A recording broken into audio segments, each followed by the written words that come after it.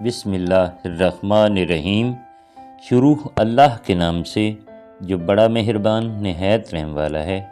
دوستو السلام علیکم ورحمۃ اللہ وبرکاتہ۔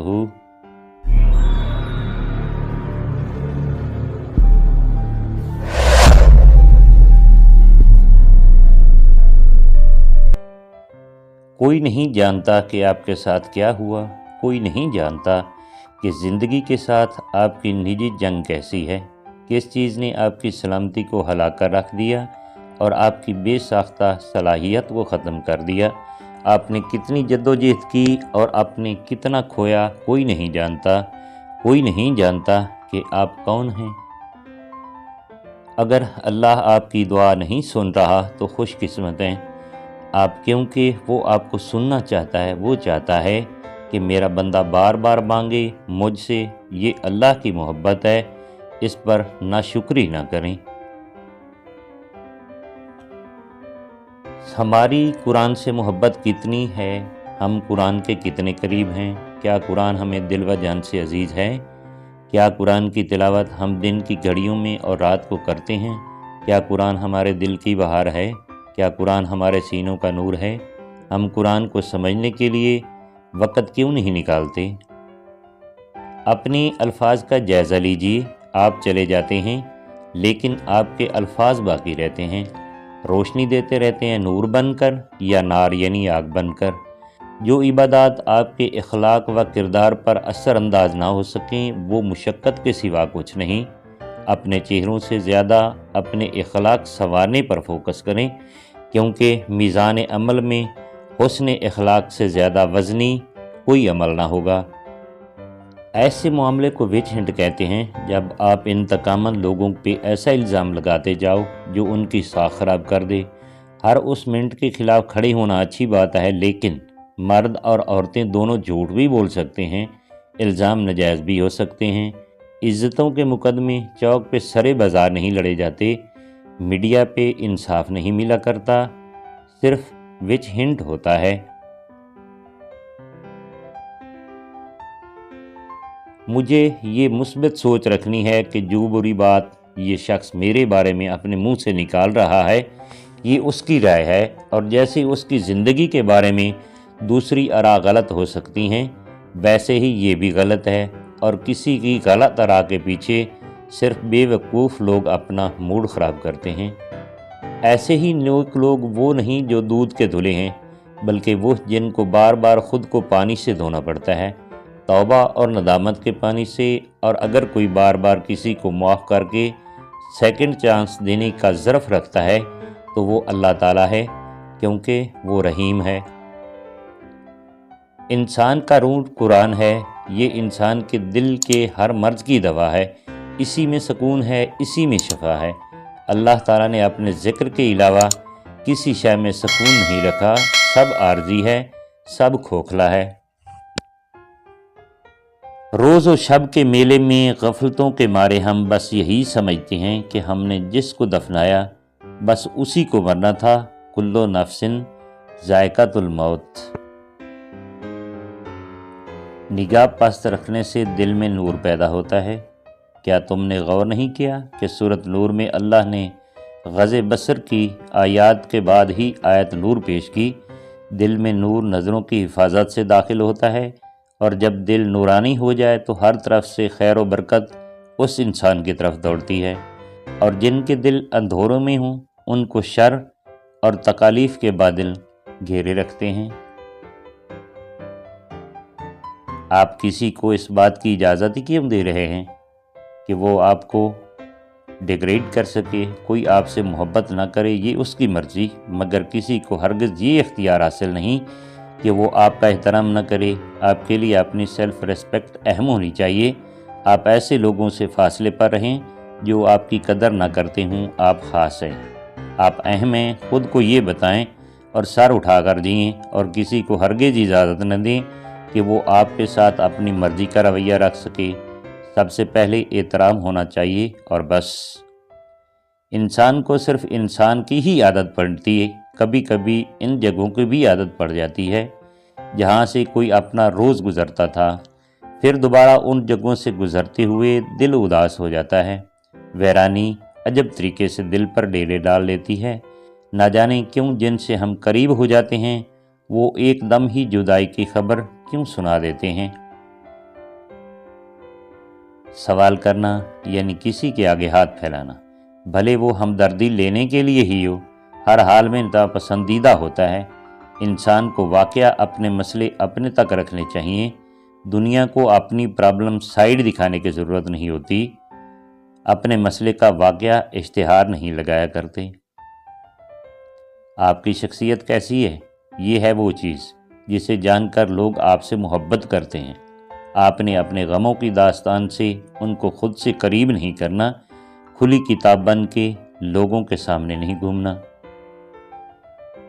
اوہ کتنے یادگار، کتنے حسین تھے وہ دن جب کسی کا رویہ کیسا ہے جیسا احساس ذہن میں کبھی نہیں ابھرتا تھا۔ ہم کون ہیں اور کیا ہیں جیسے سوال دل میں کبھی نہیں اٹھتے تھے۔ زندگی صرف ایک مزہ تھی اور دنیا ایک ونڈرلینڈ۔ اس معاشرے کو عورت کی لاتعداد ورائٹی چاہیے۔ اچھی بیٹی، اچھی طالب علم، اچھی ڈاکٹر، اچھی انجینئر، اچھی باورچن، اچھی دھوبن، وہ بھی کوہلو کے بیل کی طرح سب کرتی جاتی ہے۔ اور جب اچھی ماں بننے کی باری آتی ہے تو وہ اتنا تھک چکی ہوتی ہے کہ دن انگلیوں پر گنتی ہے کہ بچہ 3 سال کا ہو تو اسے کنڈر گارڈن میں ڈال کر پھر سے اچھی عورت ہونے کا ثبوت دے سکے۔ کسی سے آپ کا ملنا یا بات کرنا آپ دونوں کو فتنے میں مبتلا کر سکتا ہے، تو پھر اس راستے سے ہی اعتراض برتنا چاہیے۔ یہ نہیں کہ بہانے سے اسے ملا جائے اور خود کو صفائیاں دی جائے کہ یہ آخری بار ہے، اس دفعہ بات کر کے اس قصے کو ختم کرنا ہے۔ میں نے ایسے نہیں ہوتا۔ جب تعلق توڑنا ہوتا ہے تو کسی خدا حافظ، کسی الوداع کے بغیر اسی لمحے توڑا جاتا ہے۔ ہم نے قرآن کو چھوڑ دیا اور دنیا کی ہر شے اکٹھی کر لی۔ ہم نے اپنے دل میں دنیا اتنی جمع کر لی ہے کہ اب قرآن کے لیے جگہ ہی نہیں لی۔ ہم نے اپنے دل میں نفرت، حسد، بغض، جلن اور نہ جانے کیا کیا اکٹھا کر رکھا ہے، تو قرآن کیسے آئے گا؟ کیا تمہیں لگتا ہے کہ قرآن کسی ایسے دل میں داخل ہوگا جو پاک نہ ہو؟ ہمارے بت ابراہیم علیہ السلام کے بتوں جیسے نہیں ہیں۔ ہر قوم کے اپنے بت ہوا کرتے ہیں۔ ان کے مٹی اور پتھر کے تھے اور ہمارے کچھ اور طرح کے ہیں۔ ہمارے بتوں کی حیت تبدیل ہو گئی ہے مگر اس کا فتنہ آج بھی وہی ہے۔ آپ کا بت وہی ہے جس کی بات آپ اللہ کی بات سے اونچی رکھتے ہو۔ آپ کا بت وہی ہے جس کی بات کے آگے آپ اللہ کی بات کو پیچھے ڈال دیتے ہو۔ ذات اور حسب نسب نہ تو انسان نے خود بنائے، نہ ہی خود بنانے کا اختیار اس کے پاس ہے، لیکن پھر بھی انسان نے انہیں اپنے لیے فخر اور شرم کا ذریعہ بنا لیا ہے۔ سزا جزا کا اختیار جب انسان اپنے ہاتھ میں لینے کی کوشش کرتا ہے تو نہ اس عمل کو پورا کر سکتا ہے، نہ اپنی راہ کا مسافر رہ پاتا ہے۔ اس کی حرکت رک جاتی ہے، اس کا سفر بے مراد جاتا ہے۔ زندگی دن کو رات اور رات کو دن میں بدل کر نہیں گزارنی۔ زندگی ایسے گزارو کہ رات خواہش کرے میں اس کامیاب انسان کے لیے بازو وا کروں اور اسے اپنی آغوش میں لے لوں، میں اسے اپنے پروں میں سپیٹ کر تھپکوں اور یہ تھکا ہارا انسان مزے سے سو کر اپنی تھکن دور کر لے اور دن بے چین ہو کہ کب رات کی تاریکی چھٹے اور یہ کامیاب انسان میری روشنی میں اپنے کام میں مصروف ہو جائے۔ آج کا اسٹوڈنٹ ہر وقت جلدی میں رہتا ہے، روڈز پر، کالج میں، یونیورسٹیوں میں، جدھر دیکھو جلدی جلدی بول رہا ہے، تیز تیز چل رہا ہے، سارے جہان کے تفکرات اپنے چہرے پر سجائے جیسے ہر وقت حالت جنگ میں ہو، وقت کے پیچھے بھاگتا، ٹانگیں تھکاتا، نہ ڈھنگ سے کھانا نہ پوری نیند سونا۔ یہ اسٹوڈنٹ بیچارہ زندگی کی کتنی لطافتوں سے محروم رہتا ہے۔ اطاعت محبت کے بغیر اور محبت اطاعت کے بغیر، یہ دونوں ہی نامکمل ہیں۔ انسان تب مطلوبہ درجے تک پہنچتا ہے جب اطاعت کے ساتھ ساتھ اس میں محبت کا عنصر بھی شامل ہو جائے۔ یہی مومن کا مقام ہے۔ اللہ کی طرف جاتا راستہ بہت طویل ہے، ضروری نہیں ہے کہ ہم اس کے آخر تک پہنچ جائیں، اس کو پار کر لیں۔ ضروری صرف یہ ہے کہ جب ہمیں موت آئے تو ہم اسی راستے پہ ہوں، چاہے لڑکھڑا رہے ہوں، چاہے گر پڑ کر آگے بڑھ رہے ہوں، مگر اس سیدھے راستے پر رہیں۔ جو مقام شکوے کا ہوتا ہے وہی مقام شکر کا بھی ہوتا ہے، لیکن ہم اس مقام پر شکوہ جلدی اور شکر دیر سے ادا کرتے ہیں۔ ہر بات میں خیر ڈھونڈا کریں اور الحمدللہ کہنے کی عادت اپنا لیں۔ اپنے گناہوں کو دلیلیں دے دے کر جسٹیفائی نہ کرتے پھریں۔ جب دل میں کچھ کھٹک رہا ہو تو توبہ کر کے اپنے اعمال درست کر لیں اور راستہ سیدھا کر لیں۔ ماضی جیسا بھی داغدار ہو، بھلے ہمارا مستقبل کوڑا ہے جسے ہم اپنی مرضی سے لکھ سکتے ہیں۔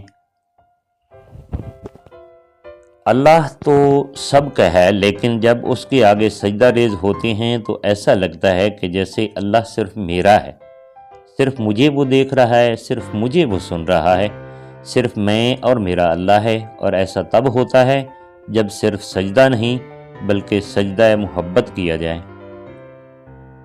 اللہ کا ذکر روح تک میں سکون بھر دیتا ہے۔ غم کوئی بھی ہو، فکر کتنی ہی ہو، پریشانی جتنی بھی بڑی ہو، دل پر لگنے والی چوٹ کتنی ہی گہری ہو، دل کو ایک بار راضی کر لیں، منوا لیں، وہ اللہ ہے نا، میرا اللہ منصف، رحیم، مالک، حاکم، میرا سب کچھ۔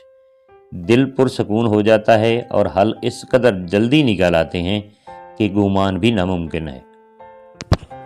زندگی میں جب انسان کو ہدایت مل جائے تو وہ یہ نہ دیکھے وہ کیا کر چکا ہے، بس وہاں سے راستہ بدل لے۔ انسان ہدایت کا طلبگار نظر آتا ہے، لیکن پھر بھی اسے ہدایت نصیب نہیں ہوتی۔ جب تلگ کے کشکول میں کھوٹے سکے ہوں گے تو پھر ہدایت نہیں ملتی۔ کوئی شخص رات کی ظلمتوں میں سے گزرے بغیر طلوع سحر کا نظارہ نہیں کر سکتا۔ یہ دنیا ہے، اگر یہاں آزمائشیں، تکلیفیں اور پریشانیاں نہ ہوں تو جنت کا وجود نہ ہوتا، یہی دنیا جنت ہوتی۔ میں نے سیکھا ہے اس کبھی بھی تنہا نہیں آتا، وہ آپ کی زندگی میں جب بھی جس صورت میں بھی آتا ہے یسرا کو ساتھ لے کر آتا ہے۔ یسرا یعنی ایک بہت بڑی آسانی۔ جو قربانیوں سے ڈرتا ہے اسے محبت الہی نصیب نہیں ہوتی۔ جسے خواہشات سے بھرے دل میں محبت الہی ٹھہرانی ہو وہ محروم رہتا ہے، اور جو رب کی حدود کو عافیت کی بجائے قید سمجھے وہ رب کی رحمتوں کے حصار سے نکل جاتا ہے۔ دوستو، اگر ویڈیو اچھی لگی ہے تو لائک اور چینل کو سبسکرائب کر دیجئے۔ تھینکس، فی امان اللہ۔ اللہ سونے دے حوالے۔